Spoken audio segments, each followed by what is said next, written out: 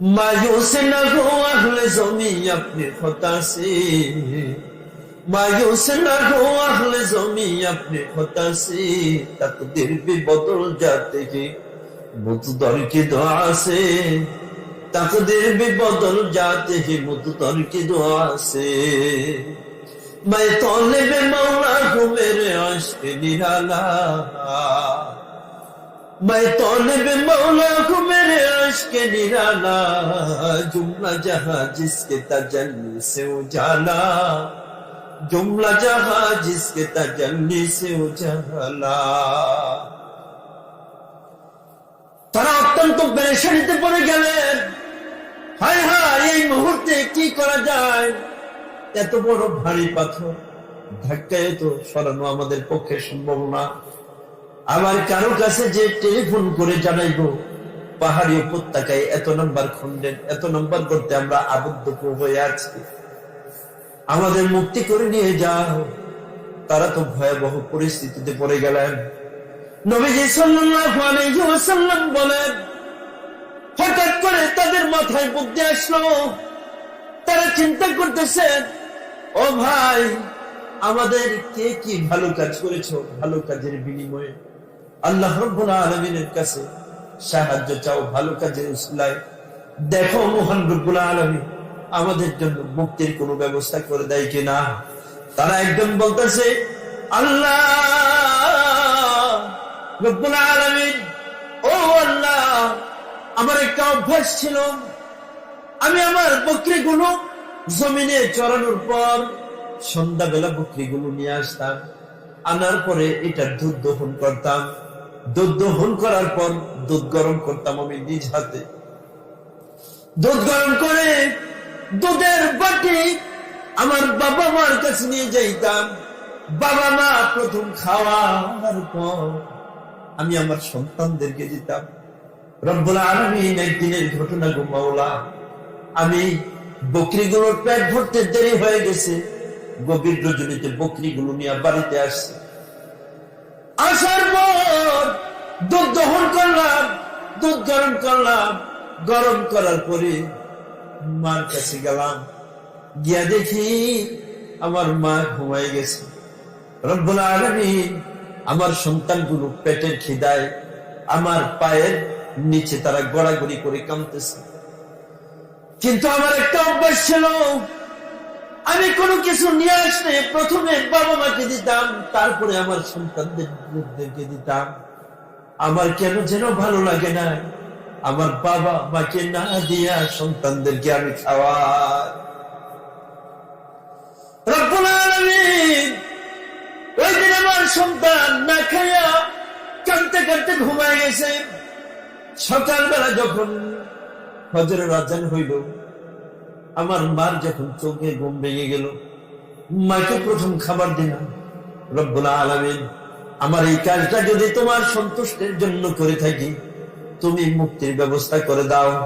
নবীজি সাল্লাল্লাহু আলাইহি ওয়াসাল্লাম বলেন, এই দোয়া করার সঙ্গে সঙ্গে যে ভারী পাথরটা আছে ওই পাথরটা একটু দূরে সরে গেছে। বলেন সুবহানাল্লাহ। মায়ের দোয়া লও হে মুমিন, মায়ের দোয়া লও, মায়ের দোয়া লও হে মুমিন, মায়ের দোয়া লও। বিপদে পড়বে না তুমি যখন যেথায় যাও, বিপদে পড়বে না তুমি যখন যেথায় যাও। মায়ের দোয়া লও হে মুমিন, মায়ের দোয়া লও, মায়ের দোয়া লও হে মুমিন, মায়ের দোয়া লও। নিজে নিজে মনে করো টাকায় আমি হইলাম বড়, নিজে নিজে মনে করো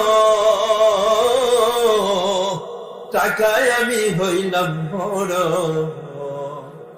যার কারণে মৃত্যু মুখে বেঈমান হয়ে যাও, যার কারণে মৃত্যু মুখে বেঈমান হয়ে যাও। মায়ের দোয়া লও হে মুমিন, মায়ের দোয়া লও। বলেন, মায়ের দোয়া লও হে মুমিন, মায়ের দোয়া লও।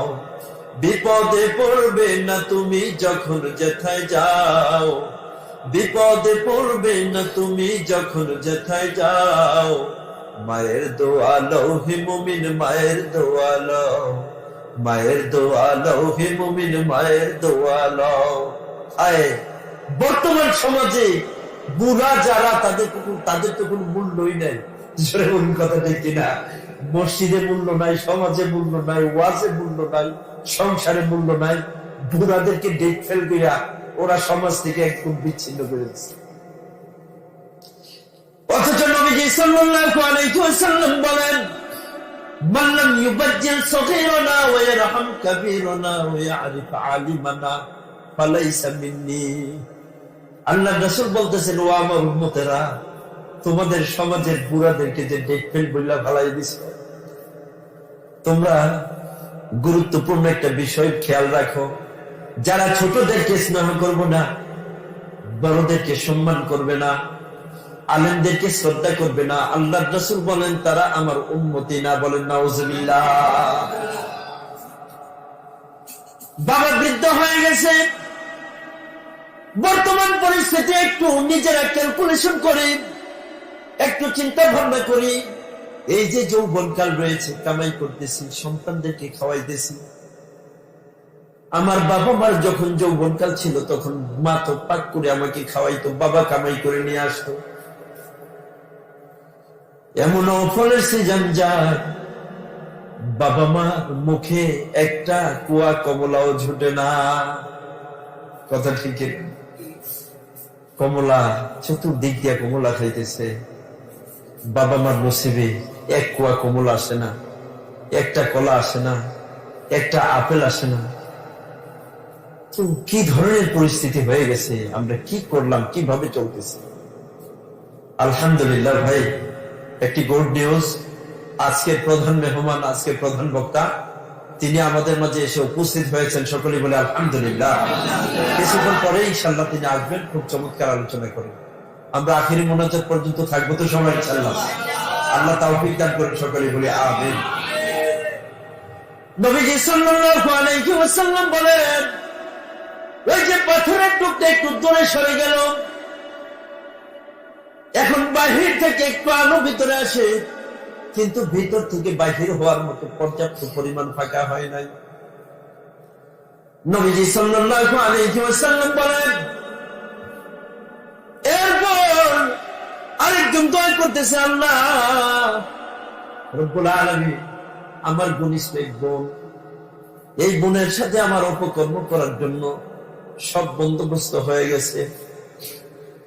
রব্বুল আলামিন, যখন প্রস্তুতি গ্রহণ করেছি, হঠাৎ করে আমার মনের ভিতরে ভয় চলে আসছে। তোমার ভয় আসার কারণে আমি ওই পাপ কাজ থেকে দূরে সরে রয়েছি। রব্বুল আলামিন, আমার এই কাজটা যদি তোমার কাছে পছন্দনীয় হয়ে থাকে, আমাদের জন্য একটু মুক্তির ব্যবস্থা করে দাও। সঙ্গে সঙ্গে ওই পাথরের টুকরাটা আর একটু দূরে সরে গেছে। বলেন সুবহানাল্লাহ। हर के दारद खाओ पे हक दर्द मुदम, हर के दारद खाओ पे हक दर्द मुदम, जन्नतुल मावा दहद ओरा मकाम। যাদের অন্তরে আল্লাহর ভয় থাকবে, আল্লাহর ভয়ে পাক্কা থেকে দূরে থাকবে, মহান রব্বুল আলামিন তাদেরকে জান্নাতুল মাওয়া দান করবেন। বলেন সুবহানাল্লাহ। 3 নম্বরে আরেকজন ব্যক্তি আল্লাহর কাছে দোয়া করলো, আল্লাহ আমার বাড়িতে একজন কর্মচারী ছিল, আমার বাড়িতে একজন কর্মচারী ছিল, একজন রাখাল ছিল, কাজের লোক ছিল। রব্বুল আলামিন, ওই কাজের লোকটা আমার বাড়িতে কাজ করার পর 1 মাসের বেতন না নিয়ে এসে চলে গেছে। তার বেতনটা আমি যত্ন করে রেখেছিলাম। কিছুদিন পর তার যে বেতন রয়েছে, ওই বেতনের টাকা দিয়ে গাভী কিনেছি, ওই গাভী বাছুর দিয়েছে, ওইটা বিক্রি করে অনেক সম্পদ কিনেছি। রব্বুল আলামিন, বহুদিন পর লোকটা আমার কাছে আসছে বিপদে পড়ে, এসে বলতেছেন, ও